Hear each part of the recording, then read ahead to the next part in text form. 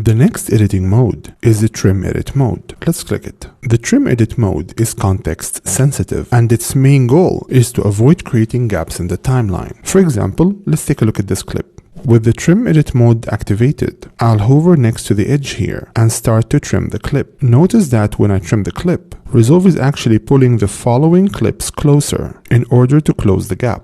Let's undo, and now take a look at the same operation, just using the selection mode instead of the trim mode. So now with the selection mode activated, when I trim the clip, notice that Resolve kept the following clips where they are, and it created a new gap in the timeline. Let's undo, switch back to the trim edit mode, and again repeat the same thing, and we're back into Resolve pulling the next clips when I trim in order to close the gap. And in the process, we're making the entire timeline shorter, or if we extend the clip, we can even make it longer. So the first thing to learn about the trim edit mode is that it tries not to create gaps. There are two more ways to use the trim edit mode. Notice that the mouse icon changes whenever I'm near the top or the bottom of the clip. Notice how now we have this icon when we're near the top and this icon when we're near the bottom of the clip. Let's start with this icon, the one that you get when you're closer to the bottom of the clip. Let's click and drag. Notice what's happening. Just like in the selection mode, when I move to the right, I'm trimming the clip to the right. However, at the same time, I'm extending the clip to the left. So I can move the clip around and change where it starts and ends on my timeline. It will always trim one of the clips while extending the other. Let's repeat this in the selection mode.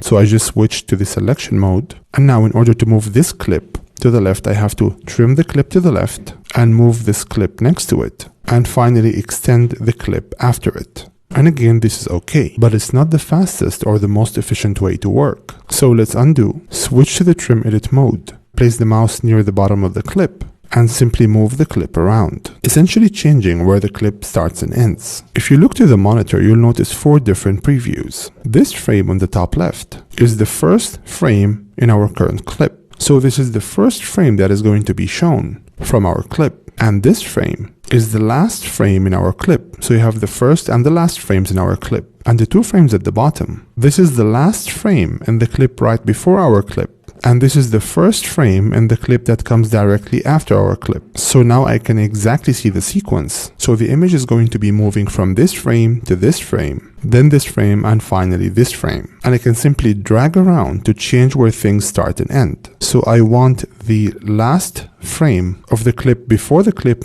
I'm currently controlling to be when she first opens the book. Now, if I hover the mouse near the top of the clip, my mouse icon changed. When I click, note that I now have the same 4 frames representation in the monitor. However, when I move the mouse, the clips at the bottom don't change. The only thing that is changing is the clips on top. So what's happening here is that I'm changing the in and out points of my clip. To understand what's happening, I'll switch now to the selection mode. And let's say that I wanted this clip to start at this point when she's about to hold the cup. What I have to do now is to trim the clip from the left side. So now this is the first frame of the clip. Move the clip to the left and now extend the clip from the right. So I just changed the in and out points of my clip. Let's undo and switch back to the trim edit mode. Click in the middle and simply change the in point in my clip. So this will be the first point where she holds the cup, and the out point was stretched automatically to fill the gap.